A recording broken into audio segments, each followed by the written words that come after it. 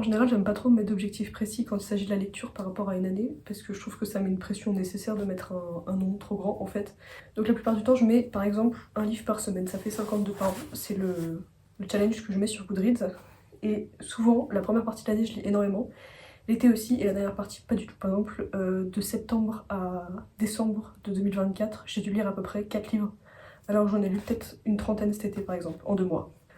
Donc, ce que je vais vous montrer, c'est tout simplement à titre indicatif, mais je voulais faire une petite vidéo pour vous présenter, vous pouvez voir un petit bout, ma TBR, en fait, enfin tous les livres que j'aimerais lire en 2025, sachant qu'on est fin janvier.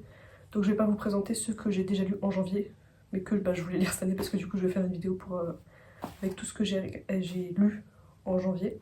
Et j'ai aussi une petite pile de DVD, que je peux pas vous montrer parce qu'elle est un petit peu bancale, ce qui serait aussi du coup tous les films que j'aimerais regarder en 2025.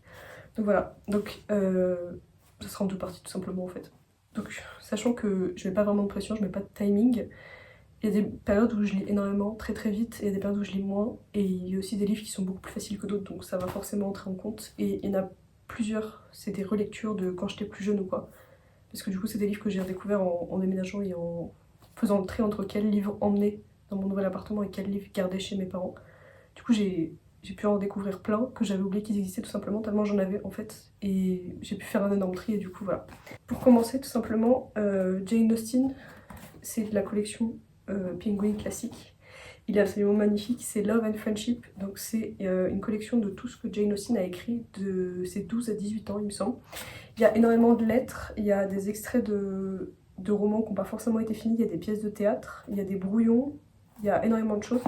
Et j'aimerais énormément le lire, il va prendre un petit moment je pense parce qu'il est assez épais, quasiment 400 pages, mais déjà en plus il est absolument, je sais pas si vous voyez, il est absolument magnifique, je suis très contente de l'avoir. Et du coup je vais le lire, voilà, je pense que je prendrai sûrement une semaine de vacances ou quelque chose parce que je sens que c'est le genre de choses que je vais pas pouvoir lâcher. Après j'aimerais aussi énormément lire Middlemarch de George Eliot, c'est ma grand-mère qui m'a offert à Noël. Pareil, c'est un livre qui risque de prendre un petit moment parce que non seulement il est énorme, mais aussi il est en anglais et c'est un livre assez ancien, donc vu que c'est pas ma première langue, etc. Mais je suis très contente de l'avoir et je vais vraiment adorer le lire. Je pense que je vais le lire au printemps, ça m'a l'air d'être bien un livre de printemps. Donc il fait quasiment 500 pages quand même. Je pense que je le lirai genre avril-mai, ça m'a l'air pas mal. Après du coup, on va passer au livre que j'aimerais relire. C'est un petit peu dans le désordre en fait. Donc Van Gogh de Timothée de Fombelle. Alors je sais pas si vous connaissez Timothée de Fombelle, c'est un auteur français qui est absolument magnifique, qu'il a écrit plein de mes livres préférés, par exemple To Be Loneless et Van Gogh du coup, et aussi d'autres que je vais présenter plus tard dans cette vidéo. Donc c'est un auteur français qui écrit des choses absolument magnifiques. Ça c'est Van Gogh l'intégrale, parce qu'à la base c'est une duologie. Et c'est l'histoire d'un petit garçon, enfin pas d'un petit garçon, je crois que c'est un jeune adulte ou un adolescent, entre les deux guerres. Et en fait il ne sait pas d'où il vient, il ne connaît pas sa famille, et il essaye de découvrir tout ça dans le contexte politique de l'entre-deux-guerres. Et c'est absolument magnifique, voilà. Donc derrière c'est écrit « Dans le tumulte des années 1930, la folle course autour du monde d'un jeune garçon en quête de son passé ». Et je me souviens que c'est un des livres que j'ai le plus lu et relu, avec To Be Loneless et d'autres ouvrages de Timothée de Fombelle. C'est vraiment l'auteur de mon enfance. Avec ma mère, on était obsédés. Donc je suis assez contente de le relire. J'espère que je serai pas déçue de ma relecture, mais ça m'étonnerait vraiment parce que c'est un ouvrage absolument magnifique. C'est littéralement, c'est une épopée, c'est un roman d'aventure, mais avec tout ce qu'on peut rechercher. Et en plus, il est absolument magnifique. Voilà. Donc après, toujours Timothée de Fombelle, j'aimerais relire le livre de Perles, qui est... j'ai très peu de souvenirs de ce livre en fait. C'est une histoire d'amour. Je me souviens que c'est une histoire d'amour et il y a à la fois un univers avec des fées et des humains. Et je me souviens plus exactement des détails, je me souviens que c'est... Je sais même plus. Il y a une famille...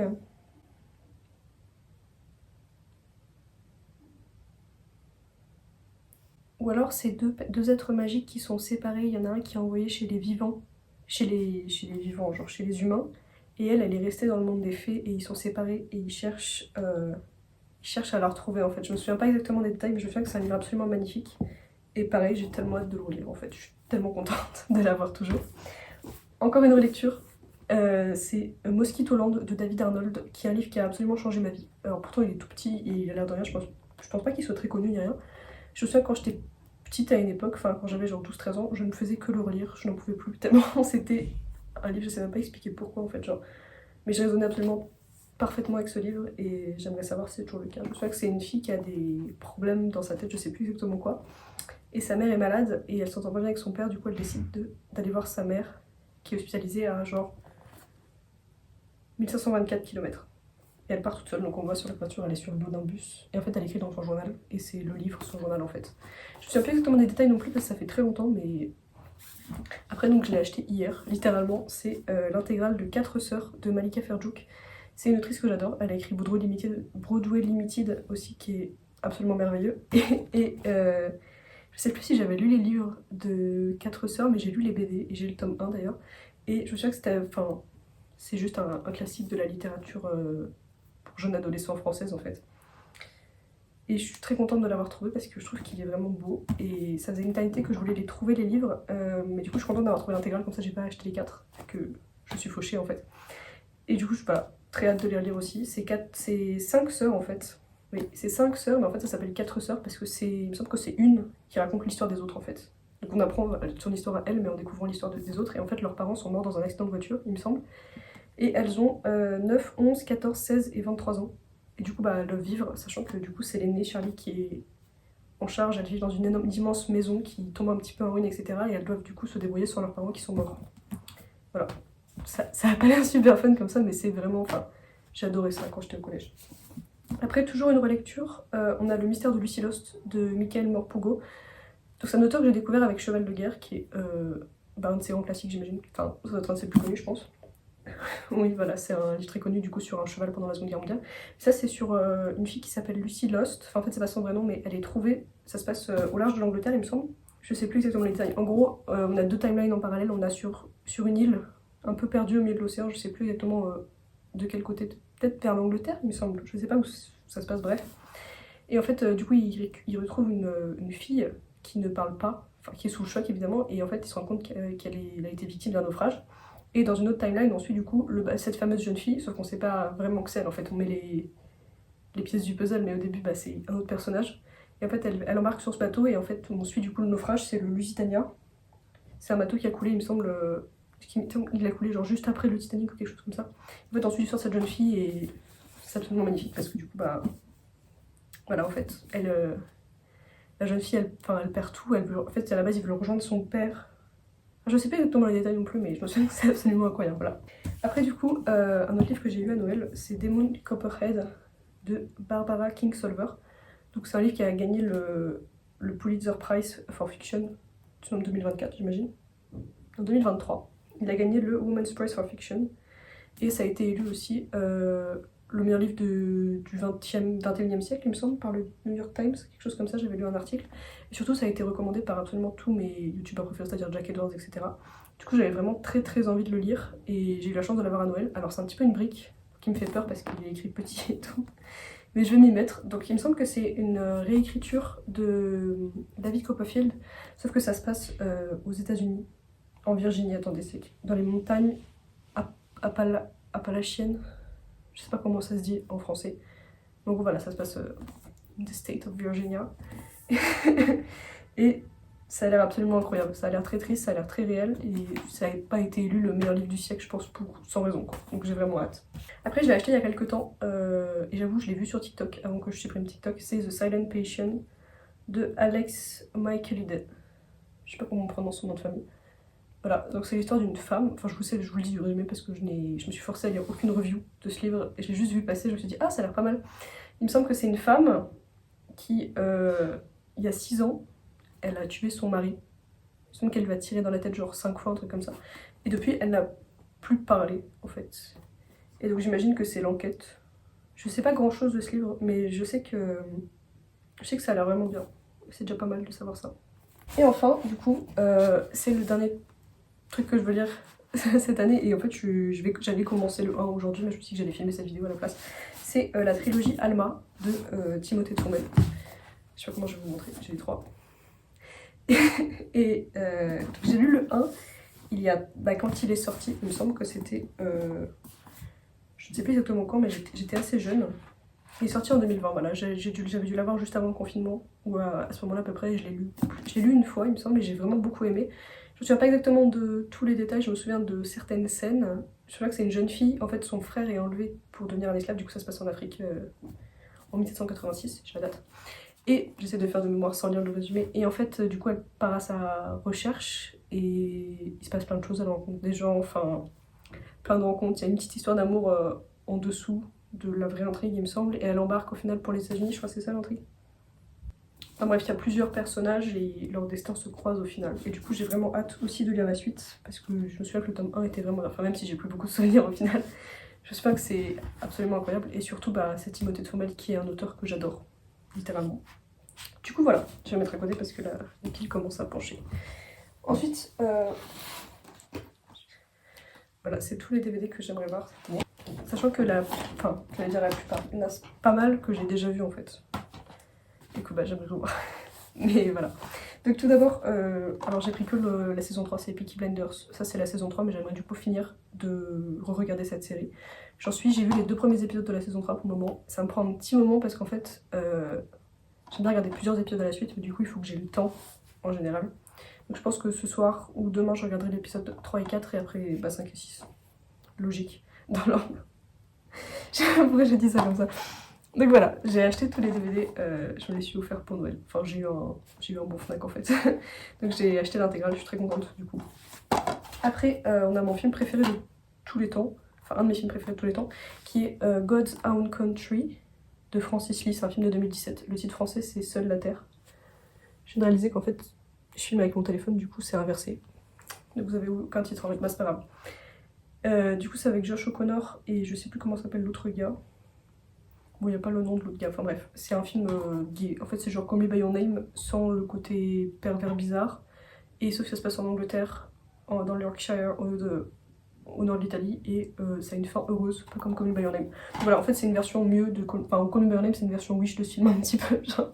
Enfin voilà, c'est carrément pour moi le meilleur film de la Terre. Après, c'est vraiment un goût personnel, mais. Enfin, c'est littéralement, je l'ai revu hier et. Waouh! Waouh, littéralement. En plus, il est pas trop long parce qu'il y a des films qui sont vraiment longs, mais il dure qu'1h40, je pense, qui est parfaitement le temps parfait.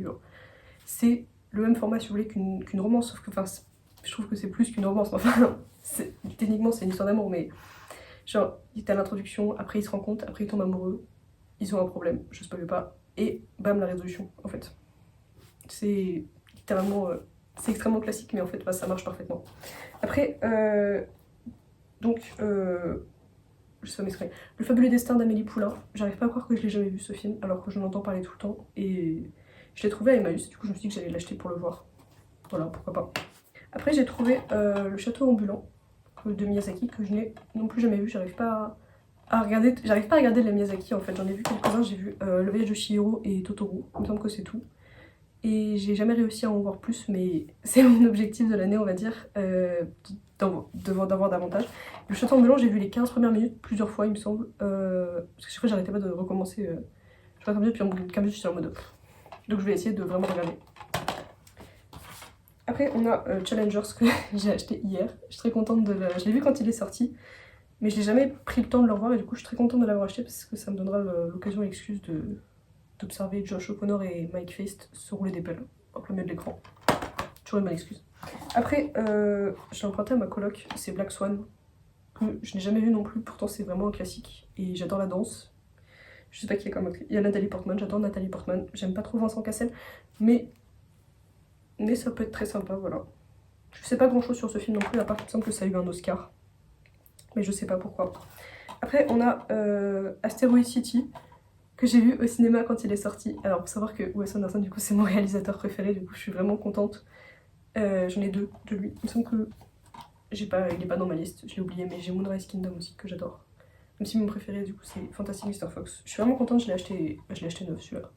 Mais du coup, voilà, je l'ai revu il y a pas longtemps, il me semble, fin de l'année dernière, peut-être décembre, novembre ou décembre, je l'ai revu, mais on peut jamais voir Asteroid City trop de fois. Je l'ai vu au ciné, c'était absolument merveilleux aussi. Après, on a Aftersun, qui est du coup un de mes films préférés du monde. Littéralement, c'est dans mon top 4 Letterboxd, etc. C'est un film absolument merveilleux. Je sais pas si vous savez grand chose de ce film. En fait, ça a été inspiré par l'expérience de la directrice. Du coup, enfin, c'était son premier film. C'est assez incroyable. En fait, c'est avec Paul Mescal. Et en fait, la directrice, elle a trouvé une photo de son père et elle quand ils étaient en vacances ensemble. Les dernières vacances qu'ils ont passées ensemble avant qu'en fait ils mettent fin à ses jours. Et elle a décidé d'en faire un film et c'est absolument merveilleux. C'est déchirant aussi, mais c'est littéralement, enfin, c'est à voir, c'est un des plus beaux films du monde. Et du coup, je l'ai vu cet été, il me semble, et j'aimerais beaucoup le revoir. Après, on a Adieu Monsieur Hoffman, qui est un film, le DVD, qui est un DVD que ma cousine m'a offert pour mes 18 ans, mais je l'ai toujours pas vu. J'ai lu des articles dessus, etc., mais j'ai pas encore pris le temps de le voir. Du coup, j'aimerais vraiment le voir. Je sais pas vraiment de quoi ça parle. Il me semble que c'est pendant la guerre. Enfin voilà. Après, du coup, on a Oppenheimer, que j'ai vu au cinéma quand il est sorti, mais bah, je l'ai pas revu forcément depuis. Et là, ma coloc a trouvé le DVD, du coup, je me suis dit pourquoi pas le revoir. Même s'il est un petit peu long, donc je pense que ça risque de me prendre un petit moment avant de me décider à le voir, mais voilà. Je l'ai au cas où quoi. Après, on a Un monstre à Paris, qui était un de mes films préférés quand j'étais petite. Du coup, je suis très contente de l'avoir retrouvé. Après, on a Manchester by the Sea, qui est absolument mon film préféré du monde. Et je sais que j'ai dit ça pour plusieurs films déjà, mais celui-là, c'est vraiment vrai. C'est un film absolument déchirant, qui littéralement, depuis que je l'ai vu, il me semble que je l'ai vu pour la première fois en juin ou en juillet, je n'ai pas arrêté de penser à ce film, c'est vous dire l'impact. Pourtant, j'en ai vu plein, enfin bref, voilà.